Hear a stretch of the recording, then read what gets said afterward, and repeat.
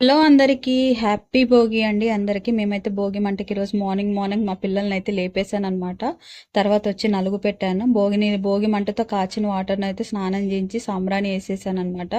భోగిపళ్ళు, చెరగళ్ళు, పైసలు, మళ్ళీ బంతిపూలు కూడా వేసి పిల్లలకి రెడీ చేసేసాను.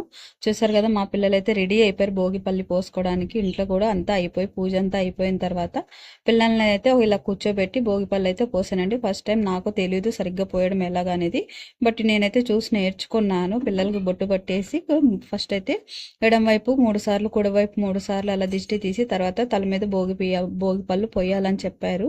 అలా పోసేసాను అనమాట. ఈరోజు వితౌట్ మా హస్బెండ్ లేకుండా కంప్లీట్ అయ్యింది.